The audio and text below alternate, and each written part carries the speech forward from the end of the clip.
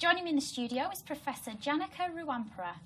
Thank you for coming in today. Welcome. So, why is there so much focus on disaster risk in cities and urban environments?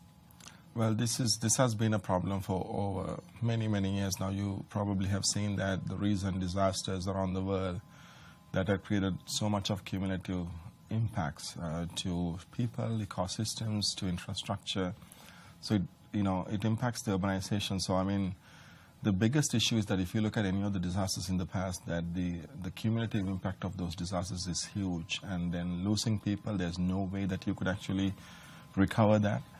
Losing the infrastructure and ecosystem, that it's really hard to bring everything back into normalcy. So plus if you look at any of those things, even a small scale disaster to a large scale disaster, like floods that can happen every year, but then the pattern is not very clear. For example, you could have a flood maybe a few years ago, but the next flood could be really a monster compared to the previous one. So unless you evaluate them on a periodic basis, it will be very difficult to manage, and it could create a lot of issues. So that's why we are trying to reduce the risks. Now, what would you say are the major drivers of risk in urban environments?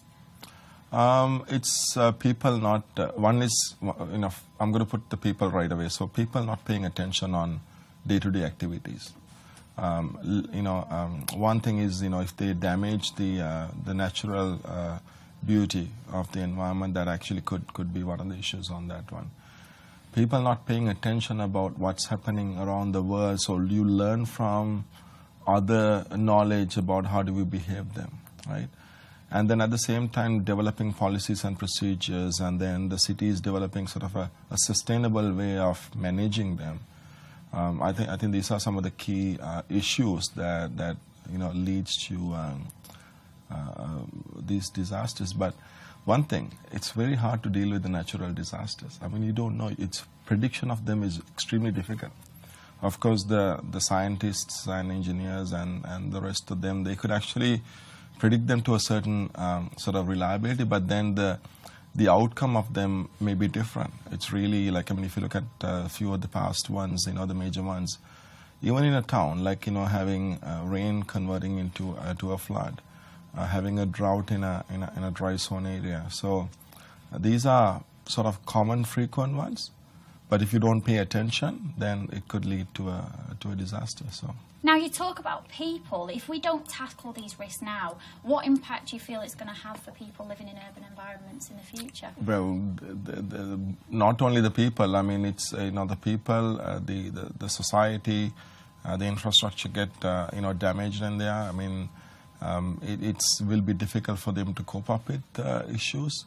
Now, the people issues are really critical. Like, again, depending on where you are, whether you are in a developed nation or a developing nation, developing country or developed nation, whether you are in a remote location or a city location, it could have several impacts on that. I mean, let's say, for example, if you have a flood where there's small and medium enterprises, businesses around that, if the floods happen every year, how does that impact their, business practices, as one example?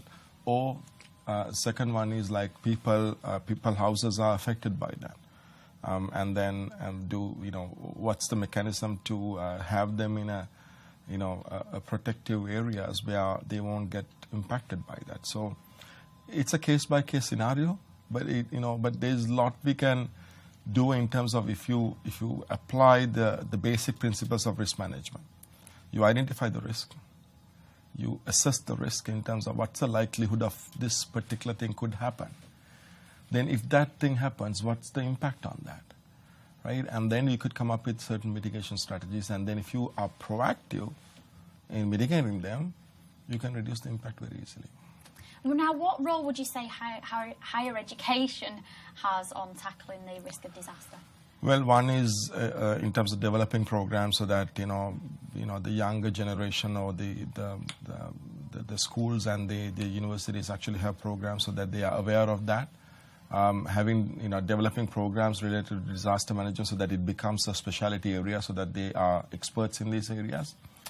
Developing training programs with, this is where the international development comes into the place. So, for example, the universities can leverage the international development opportunities and then go to the needy nations and provide training at the community level, so that way actually they would be very aware of that one. So and I know some of the cases where certain disasters were not aware to the community, so people die or people lost their lives or people actually lost their property because they were not aware of those disasters. So the universities can play a huge role in developing both education and training.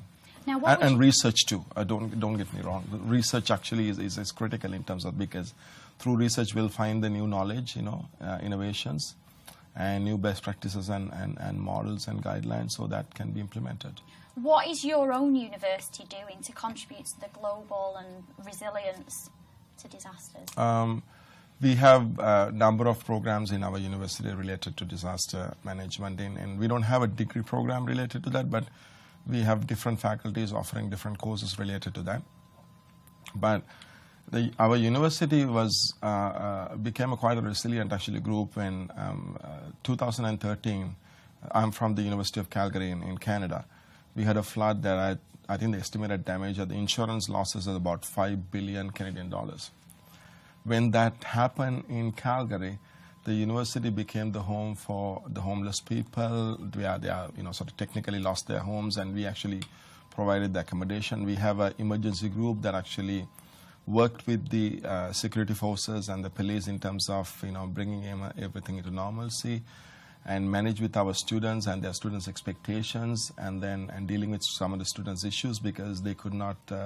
Some of them were locked in their homes, and some of them could not go back. So the university was sort of a leading organization that does that. Plus, some of our researchers are working in some of the other foreign countries, providing their expertise to help in terms of the disaster area. And I've done a few things in the past as well. So. Great. Thank you very much for coming in today, Professor. Thank you. Okay.